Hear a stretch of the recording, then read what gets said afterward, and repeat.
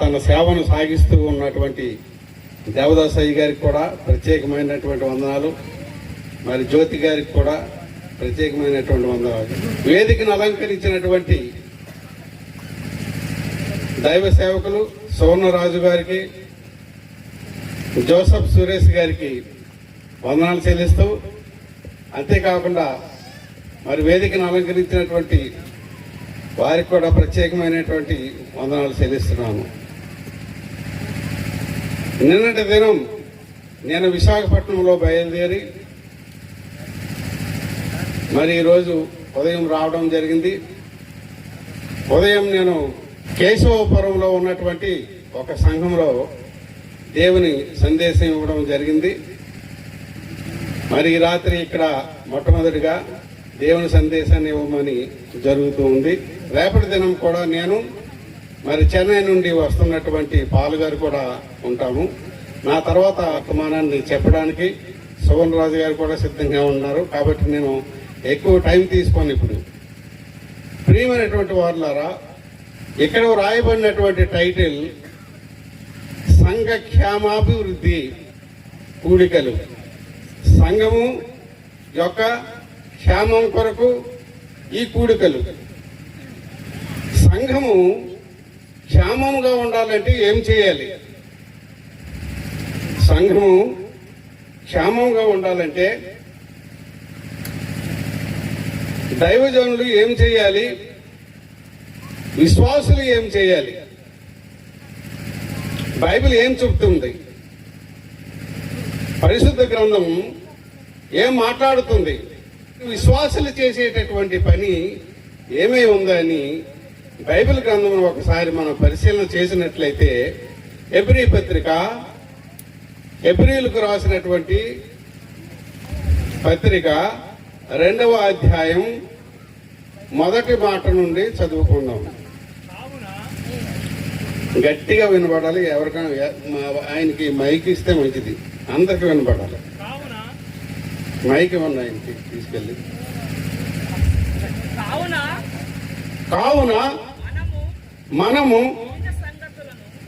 వినిన సంగతులను విడిచిపెట్టి కొట్టుకొని పోకుండునట్లు వాటి యందు మరి విశేష జాగ్రత్త కలిగి ఉండవలెను అని హెబ్రీ గ్రంథకర్త రాస్తున్నాడు. ఎవరికి? సంఘానికి రాస్తున్నాడు. సంఘంలో ఉన్నటువంటి విశ్వాసులకు రాస్తున్నాడు.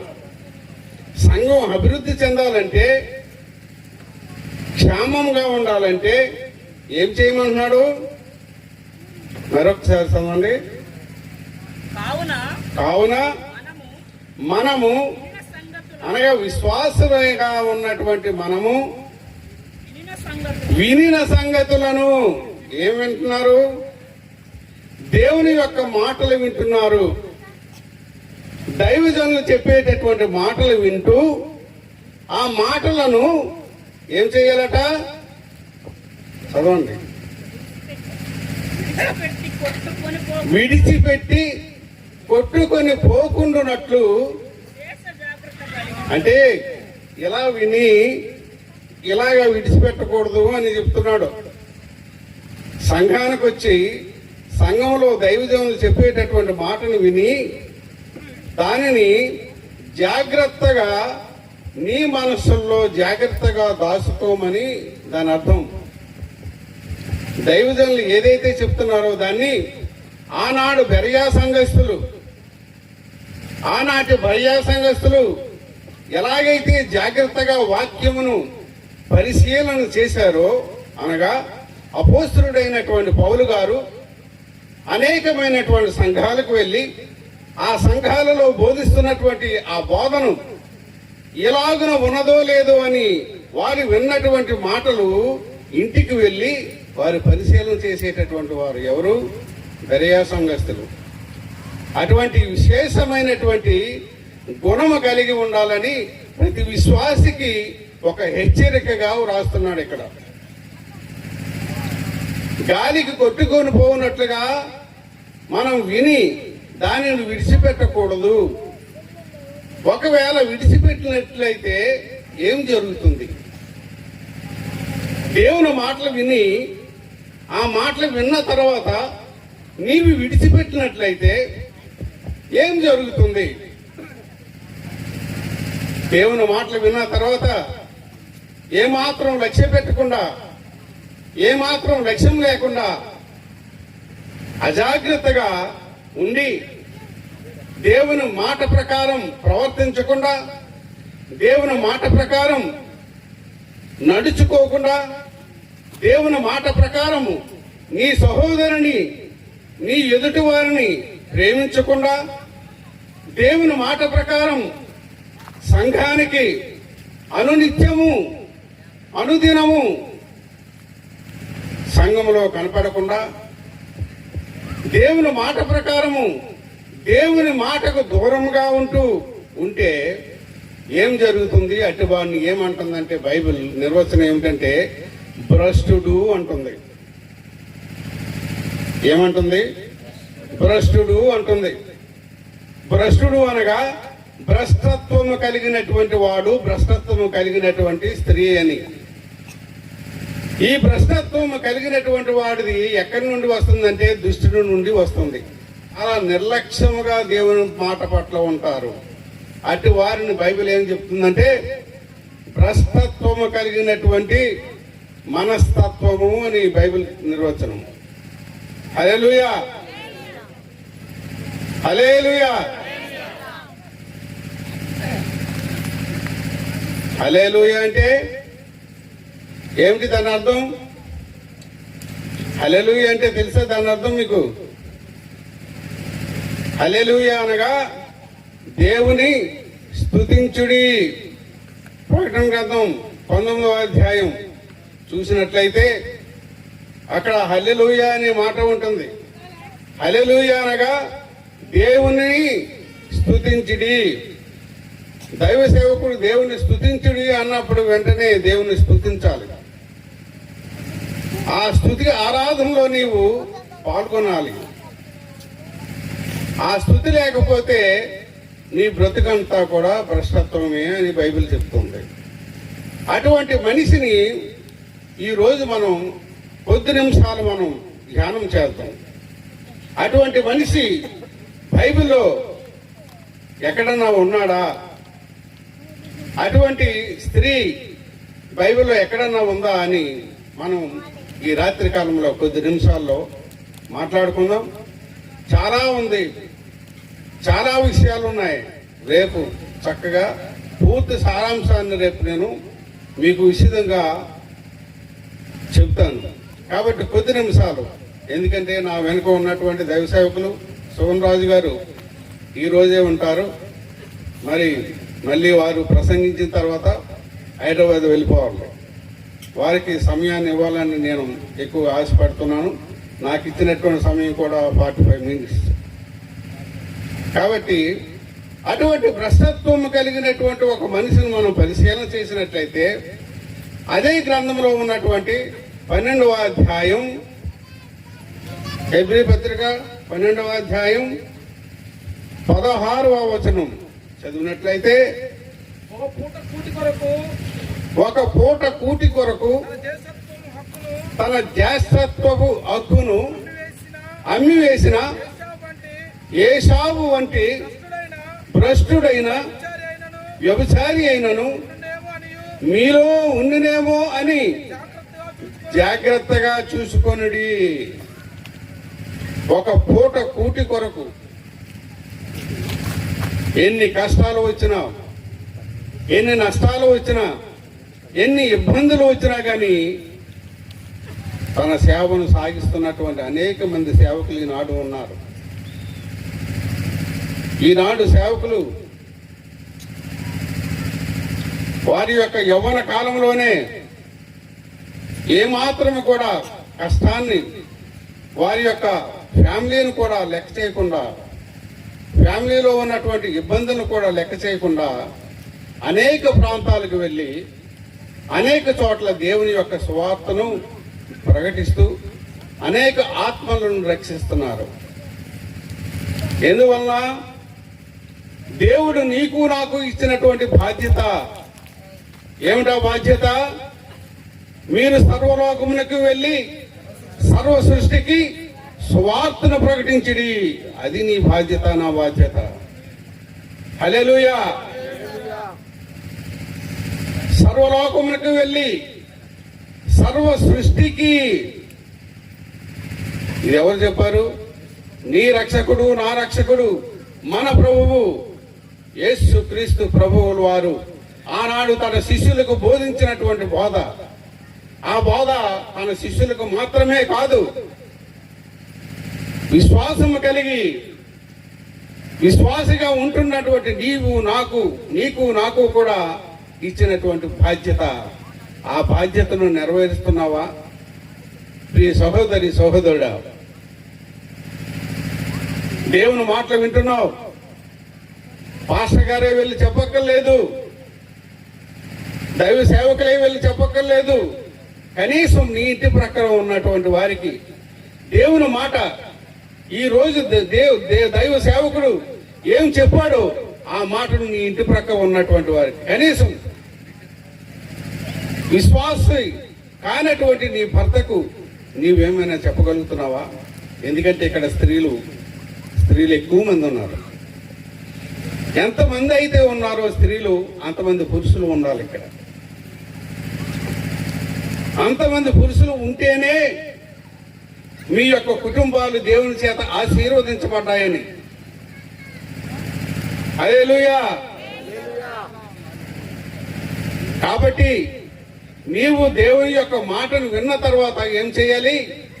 నీ భర్త అవిశ్వాసిగా ఉన్నట్లయితే నీ భర్తకు ఈనాడు నీ చర్చిలో, నీ మందిరంలో ఏదైతే మీ సేవకుడు ఏదైతే మాట్లాడాడో, దైవావేశంతో ఏదైతే చెప్పాడో, ఏదైతే బోధించారో ఆ మాటలు తీసుకుని వెళ్ళి నీ భర్తకు ఇష్టమున్నా ఇష్టం లేకపోయినా, అతని విన్నా వినకపోయినా నీవు ఆ మాటను ప్రకటించాలి.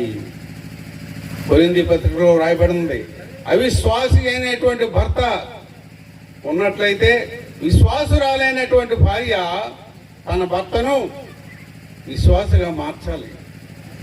అలాగే భర్త కూడా తన భార్యను కూడా మార్చాలని. అదే కదా యేసు ప్రభువుల వారు చెప్పినటువంటి మాట. సువార్తను ప్రకటించడం అంటే దేని గురించి ప్రకటించాలి? నీ ప్రక్కన ఉన్నటువంటి అమలక్కల మాటల గురించి కాదు, నీ ప్రక్కన ఉన్నటువంటి సహోదరుడి గురించి కాదు. దేవుడు ఏదైతే చెప్పాడో ఆ సువార్తను ప్రకటించాలి. ప్రకటించిన తర్వాత, ఆ మాట విన్న తర్వాత ఏమవుతుంది? విశ్వాసం కలుగుతుంది. వినుట వలన విశ్వాసము కలుగును. ఆ వినడం దేని గురించి? మన రక్షకుడైనటువంటి యేసు ప్రభుల వారి యొక్క జనన మరణ పునరుత్థానముల గురించి మనం చెప్పాలి. అదే మనం చెప్పేటటువంటి సువార్త. ఆ బాధ్యతను ఈనాడు నీవు నేను తీసుకున్నట్లయితే ఆ భ్రష్టుడి యొక్క తత్వంలోకి వెళ్లకుండా, ఆ భ్రష్టుడి యొక్క మనస్తత్వంలోకి వెళ్లకుండా దేవుని బిడ్డగా, దేవుని సంబంధిగా నీవు ఉంటావని దైవవాక్కు బోధిస్తుంది. అలాంటి మాటలు, దేవుని మాటలు వినకుండా ఉన్నటువంటి ఈ ఏశావు అనేటటువంటి ఒక వ్యక్తిని మనం గమనించినట్లయితే అతని యొక్క మనస్తత్వం ఎలాంటిది? ఒకనాడు ఇస్సాకు, రిబ్కాకు కలిగినటువంటి ఇద్దరు కుమారులలో పెద్దవాడైనటువంటి ఏశావు, ఇంటికి పెద్దవాడు, తండ్రి తర్వాత తండ్రి బాధ్యతను తీసుకోవలసినటువంటి పెద్దవాడు ఏశావు. ఈ ఏశావు వేటకు వెళ్ళి వచ్చిన తర్వాత, అలసిపోయి వచ్చిన తర్వాత ఇంటిలో తన తమ్ముడైనటువంటి యాకోబు గారు ఒక వంట తయారు చేస్తున్నాడు. ఇది అందరికీ తెలిసినటువంటి, మీరు చిన్నతనం నుండి బైబిల్ క్లాస్లో నేర్చుకున్నటువంటి, సండే స్కూల్లో నేర్చుకున్నటువంటి పాఠమే అయినప్పటికీ కూడా ఇందులో అనేకమైనటువంటి మర్మాలు ఉన్నాయి, అనేకమైనటువంటి సత్యాలు ఉన్నాయి. రేపు ఆ విషయాలన్నీ మీకు చెప్తాను. కాబట్టి ప్రియమైనటువంటి వారులారా, ఈ ఏసావుకు అలసిపోయి వచ్చిన తర్వాత తన తమ్ముడైనటువంటి యాకోబు ఇంటి పట్టునే ఉండి తన తల్లితో ఎక్కడికి వెళ్తున్నాడు? ఇంటిలో ఉండి దైవ ధ్యానం చేస్తూ ఉన్నాడు. ఏసావు ఏం చేస్తున్నాడు? వేటకు వెళ్తున్నాడు తప్ప దేవునికి ప్రార్థించేటటువంటి మనసు మాత్రం లేదు. కాబట్టి అలసిపోయినటువంటి ఆ ఏసావు వచ్చి తన తమ్ముడి దగ్గరికి వచ్చి చక్కటి కూర, ఆ చిక్కుడుకాయ కూర వండుతున్నటువంటి ఆ కూరను చూసి, ఎర్రగా ఉన్నటువంటి ఆ కూరను చూసి ఏమంటున్నాడు? నాకు ఆకలిగా ఉంది, నేను చనిపోవడానికి సిద్ధంగా ఉన్నాను, కాబట్టి దాన్ని నాకు ఇవ్వమంటున్నాడు. యాకోబు గారు అంటున్నారు అప్పుడు, ఎంత తెలివైన వాడు, దేవుని యొక్క ప్రణాళికను ఎరిగినటువంటి యాకోబు గారు. చాలా మంది అంటారు యాకోబు అంటే మోసగాడు అంటారు. యాకోబు అంటే మోసగాడు అంటారు. మోసగాడు అని యాకోబు అనగా మోసగాడు అని అర్థం, అంతేగాని అతను మోసగాడు కాదు. యాకోబు అనగా మోసగాడు అని అర్థం. ఇంగ్లీష్ లో మీరు చదివినట్లయితే ఎక్కడ డిసీవర్ అని రాయబడలేదు. మీరు చదవండి, ఇంగ్లీష్ బైబిల్ చదవండి. Is not a deceiver, is a supplanter. ఏమని రాయబడి ఉంటుంది? సప్లాంటర్ అని రాయబడి ఉంటుంది. సప్లాంటర్ అంటే ఒకరి స్థానంలో వచ్చినటువంటి వాడు అని అర్థం. ఒకరి స్థానంలో, ఇది దేవుని యొక్క ప్రణాళిక. ఎప్పుడు? రెబ్కా గారికే చెప్పాడు, అమ్మా 2 జనాంగములు నీ కడుపులో ఉన్నారు. 2 జనాంగములు అనగా 2 వంశాలు నీ కడుపులో నుండి రాబోతున్నారు. చిన్నవాడు పెద్దవానికి ఎలా ఉంటాడట? యజమానిగా ఉంటాడు. పెద్దవాడు చిన్నవానికి దాసుడిగా ఉంటాడు. ఇది దేవుని యొక్క ప్రణాళిక. దేవుని ప్రణాళిక నీవు నేను మోసగాడని పిలిస్తే, దేవుని ప్రణాళిక నీవు నేను కూడా ఏమంటామంటే మనం దేవుని అబద్ధికుని చేస్తున్నాం. హల్లెలూయా. సప్లాంటర్ అని రాయబడి ఉంది, డిసీవర్ అని ఎక్కడ వ్రాయబడలేదు. ఎవరన్నారు? మోసగాడని ఎవరన్నారు? అన్న అన్నాడు, ఏసావు అన్నాడు. ఆ మాట అతనికి సరిపోయినట్లే. ఆ మాట అనగా ఏసావు అనగా మోసగాడు అని అర్థం, కాబట్టి ఆ మాట అతనికి సరిపోయింది అంటాడు ఏసావు. ఎటువంటి వాడు అంటున్నాడు? భ్రష్టుడైనటువంటి ఏసావు దేవునికి సంబంధి అయినటువంటి యాకోబును ఏమంటున్నాడంటే మోసగాడు అని అంటున్నాడు. చూసారా? దొంగోడు వచ్చి చక్కగా ఏమాత్రం కూడా ఏ అన్యాయం ఎరిగినటువంటి వాడిని మోసగాడు అంటే, లేకపోతే దొంగ అంటే ఎలా ఉంటుందో అలా ఉంది. ఈడే భ్రష్టుడు, ఏసేవే భ్రష్టుడు. తన యొక్క సంతానమే భ్రష్టత్వంతో కలిగి ఉన్నటువంటి సంతానం.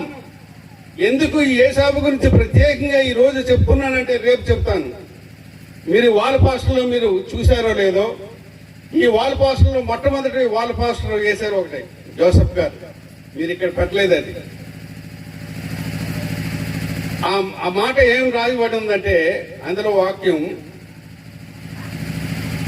1 సమూయేలు గ్రంథం 15వ అధ్యాయం 22వ వచనం.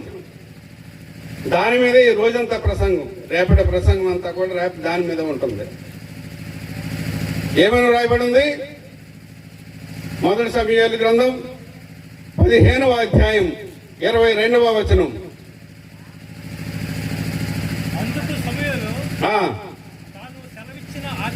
తాను సెలవిచ్చిన ఆజ్ఞను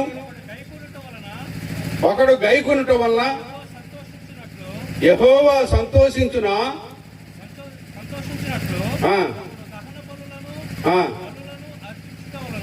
దహన బలులను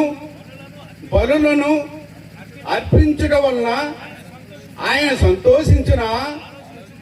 ఆలోచించుము. బలులు అర్పించుట కంటే, బలులు అర్పించుట కంటే ఆజ్ఞను గైకొనుటయు పొట్టేల క్రొవ్వును అర్పించుట కంటే మాట వినుటయు. ఇది మన మాట. మొట్టమొదటి మనం హెబ్రీ పత్రిక 2వ అధ్యాయం చదువుకున్నాం. మాట ఎలా వినాలి, ఎలా వినాలన్నారు? 2వ అధ్యాయం మొట్టమొదటి వచనం చదవండి, మళ్ళీ చదవండి. అందుకే నేను దీన్ని చెప్తున్నా. కావున మనము వినిన సంగతులను చూసారా, ఈ 15వ అధ్యాయం మొదట 15వ అధ్యాయం మొదటి సమయాలు 15:22 ఏమని రాయబడి ఉంది? బలులు అర్పించుట కంటే ఆజ్ఞను గైకొనుటయు, పొట్టేళ్ల క్రొవ్వును అర్పించుట కంటే మాట వినుటయు శ్రేష్టము. ఇది ఎవరు మాట్లాడుతున్నారంటే, ఒకనొక వ్యక్తి దగ్గరికి ఇశ్రాయేలుల మొట్టమొదటి రాజు అయినటువంటి సౌలు గారి దగ్గరికి వచ్చి ఆనాటి ప్రవక్త అయినటువంటి సమూయేలు గారు వచ్చి మాట్లాడుతున్నటువంటి మాట. మొట్టమొదటి ఇశ్రాయేలుకి రాజుగా ఏర్పాటు చేసుకున్నటువంటి ఎవరు ఏర్పాటు చేశారు? సమూయేలు ప్రవక్తే ఆయన ఏర్పాటు చేశాడు, నీవు రాజుగా ఉండేవని. అప్పటి వరకు కూడా రాజుగా ఎవరు కూడా లేరు.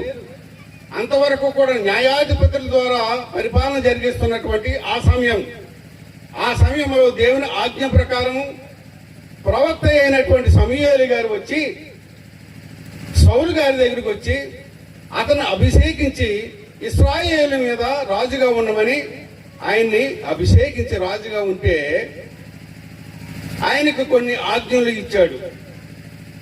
ఆ ఆజ్ఞలు ఎందుకు ఇచ్చాడో రేపు మాట్లాడుకుందాం. ఈ సౌలు గారి గురించి, తర్వాత ఆయన ఇచ్చినటువంటి ఆజ్ఞ ప్రకారం ఆయన చేశాడా లేదా, ఎవరిని విడిచిపెట్టాడు, ఏ జాతి వారిని విడిచిపెట్టాడు, ఏ జాతి వారిని తప్పించాడు ఆ సౌలు రాజు, ఆ జాతివాడు ఎవరికి సంబంధించినటువంటి వాడు, రేపటి సంగతులు అన్ని కూడా రేపటిలో మనం మాట్లాడుకుందాం. కాబట్టి ప్రియమైనటువంటి వాళ్ళారా, నీవు విన్నటువంటి ప్రతి మాట కూడా పెడచెవిని పెట్టకుండా దేవుని మాటను తూచా తప్పకుండా దేవుని యొక్క ఆజ్ఞను పాటించాలి. అటువంటి ఆజ్ఞను పాటించకుండా ఉన్నటువంటి ఏశావు ఏం చేశాడంటే, ఈ జ్యేష్ఠత్వం నాకెందుకు? చూసారా, జ్యేష్ఠత్వం అంటే ఏంటో అతనికి అర్థం కాలేదు. జ్యేష్ఠత్వం అంటే తండ్రి తర్వాత తండ్రికి ఉన్నటువంటి బాధ్యతలన్నీ కూడా అతనికి వస్తాయి. దేవుడు చేసినటువంటి వాగ్దానములన్నీ కూడా అతనికే చెందుతాయి, తన సంతానానికి మాత్రమే చెందుతాయి. అవన్నీ పోగొట్టుకున్నాడు. ఎందువల్ల? దేవుని మాటను, దేవుని ఆజ్ఞను నిర్లక్ష్యం చేయటం వలన. అందుకనే భ్రష్టుడు అని పిలువబడ్డాడు. దేవుని మాట వినకపోతే భ్రష్టుడిగా ఉంటావని దేవుని మాట. కాబట్టి ప్రియమైనటువంటి వాళ్ళారా, మరి సమయం చాలా ఎక్కువైంది కాబట్టి రేపటి సమయంలో మరి విషయాలన్నీ మాట్లాడుకుందాం. రేపు నేను ఉంటాను కాబట్టి మరి సోన్ రాజు గారు వెళ్ళిపోతారు, ఆయనకి సమయాన్ని ఇస్తున్నాను. కాబట్టి దేవుని మాట ఎలా వినాలి, దేవుని మాట వినకపోతే ఇంకా ఏం జరుగుతుంది? నీవు రాజువైనా, ఎంత ఉన్నతమైనటువంటి పదవిలో ఉన్నా, దేవుని మాట వినకపోతే నీవేమవుతావో దేవుని వాక్యాన్ని రేపు జాగ్రత్తగా విన్నట్లయితే రేపంతా మీకు వివరంగా వివరిస్తాను. కాబట్టి ఇంతటితో మరి ఈ మాటలు ముగిస్తున్నాను. అందరికీ వందనాలు.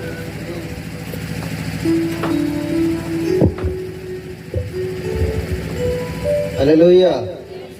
ఇంతవరకు దేవుని వాక్యాన్ని మనతో పంచుకున్నటువంటి క్రిస్టోఫర్ అయ్య గారికి ప్రత్యేకమైన వందనాలు తెలియజేస్తూ ఉన్నాం. అలాగే మరి రెండవ వర్తమానానికి వెళ్లే ముందు ఒక పాట పాడుచుండగా మరి కానుకలు మరి పట్టబడతాయి. ఈ యొక్క సభలో ఖర్చు నిమిత్తము మరి తాటివారిగూడెం విశ్వాసులు వచ్చి మరొక పాట పాడుతూ ఉండగా మరి కానుకలు పట్టబడతాయి. అందరూ కూడా సిద్ధంగా ఉండండి.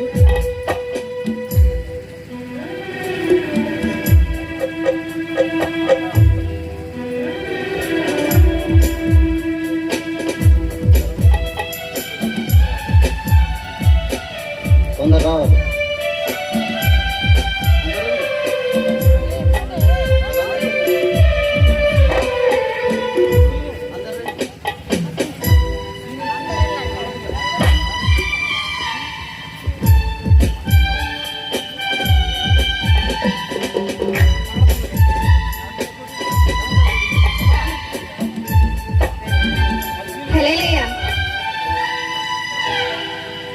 నా కోరిక నీ ప్రణాళిక పరిమళించాలని, నా ప్రార్థన విజ్ఞాపన నిత్య మహిమలో నిలవాలని.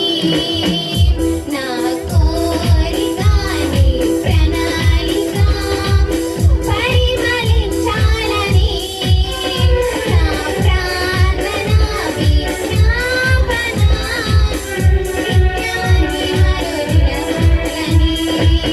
అక్షయురాలి కలువరి త్యాగం అంకిత భావం కలుగజేసెను. ఆశల వాకిలి తెరచినావు, అనురాగ వర్షము కురిపించినావు. అక్షయురాలి కలువరి త్యాగం అంకిత భావం కలుగజేసెను. ఆశల వాకిలి తెరచినావు, అనురాగ వర్షం కురిపించినావు. నా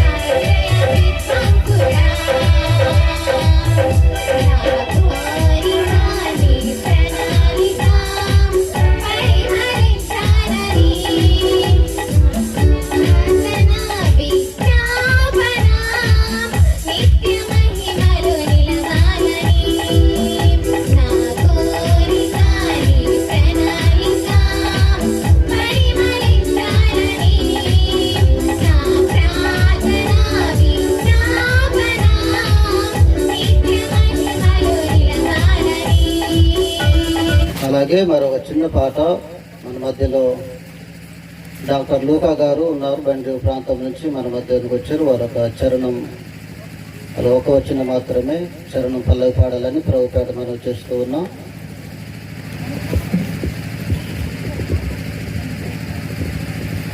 హల్లెలూయా.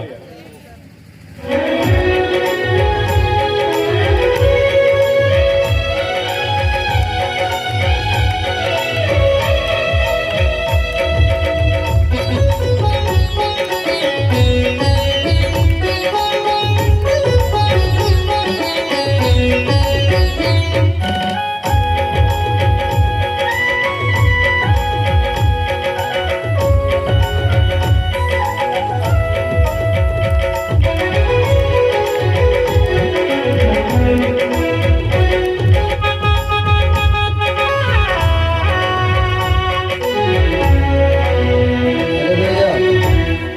అందరు గట్టిగా చప్పట్లు కొట్టి ఒకసారి దేవుని మహిమపరచండి. మరి పాట పాడి వినిపించినటువంటి సంఘస్థులకు, అలాగే లూకా డాక్టర్ గారికి ప్రభుపేట వందనాలు. మరి ఇప్పుడు ప్రార్థన చేసిన తర్వాత రెండవ వర్తమానంలోనికి వెళ్దాం. విత్తబడిన కానుకల నిమిత్తం మన మధ్యలో పిరాయిగూడెం ప్రాంతం నుండి వచ్చినటువంటి కారమోషయ్య గారు ప్రార్థన చేస్తారు. తర్వాత రెండవ వాక్య భాగంలోనికి వెళ్దాం.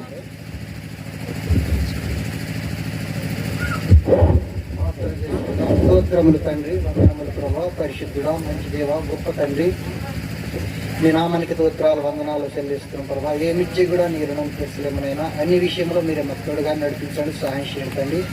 అయ్యా ఇచ్చిన ఉంటే ఏమైనా కానుకలను ప్రభా మీరే దీవించండి, ఆశీర్వదించండి, నిశావార్థంగా వాడుకోండి, సహాయం చేయండి.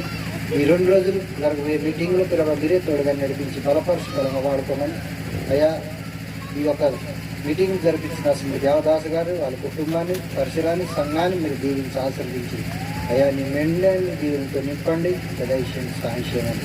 యేసుక్రీస్తు అడుగుతున్నాం తండ్రి, ఆమేన్. ప్రార్థన చేసినటువంటి మోషయ్య గారికి మరోసారి ప్రభునామంలో వందనాలు. అలాగే రెండవ వర్తమానంలోనికి వెళ్దాం.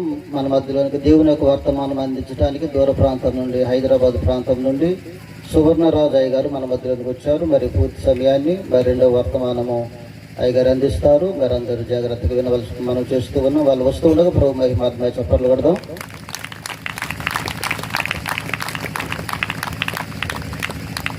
కృష్ణకొర గారులకు మా ప్రత్యేక వందనాలు తెలియపరుస్తున్నాం. ఈ యొక్క కార్యక్రమాన్ని ఏర్పాటు చేసినటువంటి తాటివాడిగూడెంలో దైవజనులు వాగ దేవదాసయ్య గారు, సిస్టర్ జ్యోతి గారులకు నా ప్రత్యేక వందనాలు తెలియపరుస్తున్నాను.